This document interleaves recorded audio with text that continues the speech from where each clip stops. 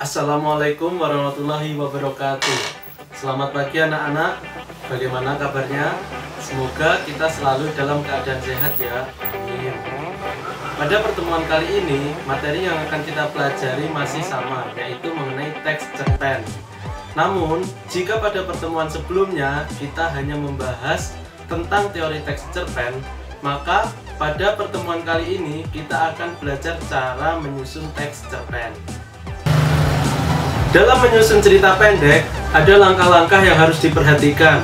Langkah-langkah ini harus ada dalam cerita pendek karena merupakan unsur pembangun agar cerita yang kita buat lebih hidup dan mudah dipahami. Masih ingat kan unsur pembangun dalam cerpen itu apa aja? Ya, unsur pembangun dalam cerpen itu ada dua, yaitu unsur intrinsik dan unsur ekstrinsik.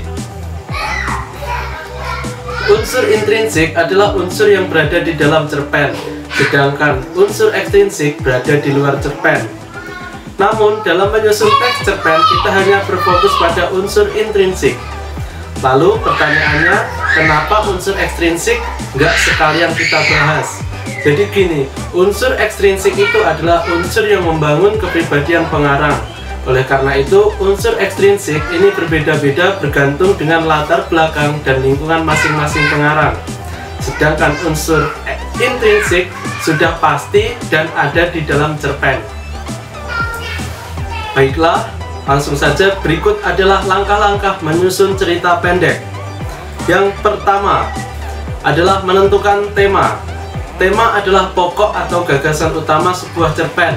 Dengan kata lain, tema bisa dikatakan juga sebagai dasar atau fondasi untuk membuat cerpen. Tema ini juga akan mempengaruhi judul, isi, dan amanat dalam cerpen.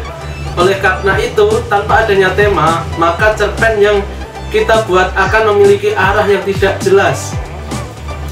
Misalnya, judul dan isinya tidak sesuai atau mungkin isinya berubah-ubah. Sebagai contoh, pada awal cerita temanya kesehatan, kemudian berubah menjadi percintaan, kemudian berubah lagi menjadi politik. Artinya tidak ada kepastian dalam cerpen tersebut sehingga pembaca kecewa karena tidak sesuai dengan cerita yang diharapkan. Yang kedua adalah menentukan pusat pemisahan atau sudut pandang. Sudut pandang berisi pandangan pengarang terhadap cerpen. Bisa saja pengarang menjadi orang pertama atau orang ketiga. Sudut pandang orang pertama menggunakan kata aku, sedangkan sudut pandang orang ketiga menggunakan kata dia atau nama tokoh. Biasanya, sudut pandang orang pertama ini digunakan untuk menceritakan kisah yang lebih personal atau lebih mengungkapkan konflik batin atau pikiran yang dirasakan oleh tokoh aku. Sedangkan sudut pandang orang ketiga ini biasanya digunakan untuk menceritakan tindakan tokoh. Jadi sudut pandang orang pertama lebih mengungkapkan perasaan atau pikiran, sedangkan sudut pandang orang ketiga lebih menekankan pada tindakan tokoh. Lalu pertanyaannya, kok sudut pandang orang kedua nggak ada? Sudut pandang orang kedua adalah kamu. Pernah nggak membaca cerita yang menggunakan sudut pandang kamu? Nggak pernah kan? Jika menggunakan sudut pandang orang kedua, cerita tersebut terkesan menjadi perintah. Misalnya, di pagi hari yang cerah ini, kamu bangun dari tidur yang lelap. Aneh kan?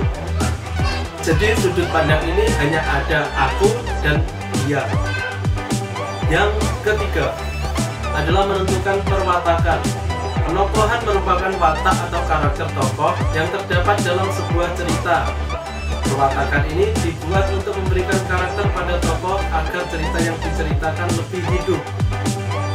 Misalnya cerita pada kartun SpongeBob, itu kan tiap tokohnya memiliki watak yang berbeda-beda, seperti SpongeBob yang ceria, Patrick yang kurang pintar, Crab yang pelit, Squidward yang pemarah, dan lain-lain. Hal itu membuat cerita di kartun SpongeBob lebih menarik karena adanya watak yang berbeda-beda pada tiap tokohnya. Beberapa penokohan yang dapat dibangun dalam suatu cerpen adalah tokoh protagonis atau tokoh utama, biasanya memiliki watak yang baik. Kemudian ada tokoh antagonis atau lawan dari tokoh protagonis, biasanya memiliki sifat yang jahat. Dan yang ketiga adalah tokoh tritagonis atau tokoh penengah. Yang keempat adalah menentukan latar atau setting. Latar adalah keterangan mengenai ruang, waktu, serta suasana terjadinya peristiwa-peristiwa di dalam suatu cerpen.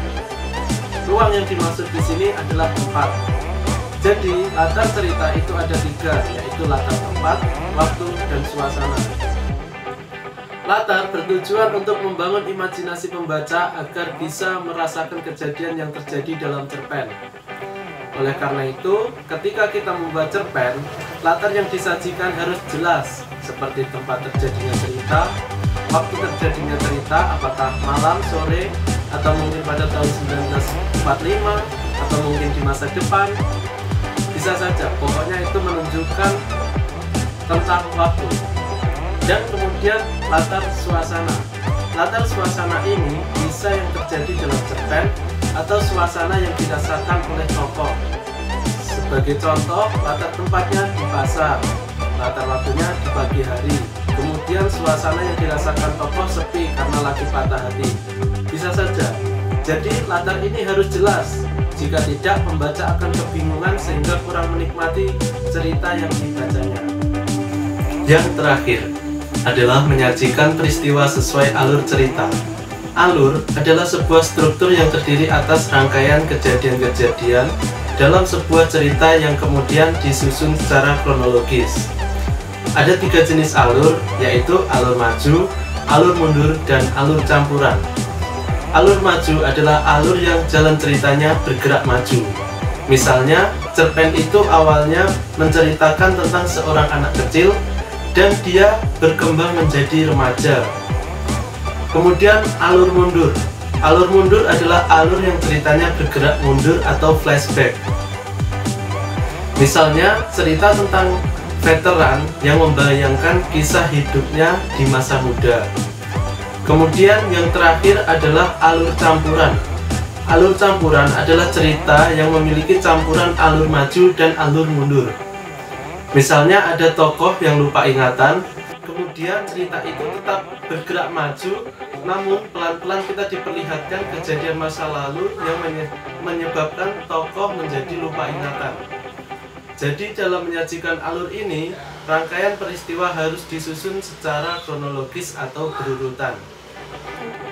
Nah anak-anak, itu tadi pemaparan mengenai cara menyusun cerita pendek. Semoga materi ini bisa bermanfaat bagi kita semua. Demikian yang dapat saya sampaikan. Saya mohon maaf jika ada kesalahan dalam bertutur kata. Akhirnya, Assalamualaikum warahmatullahi wabarakatuh.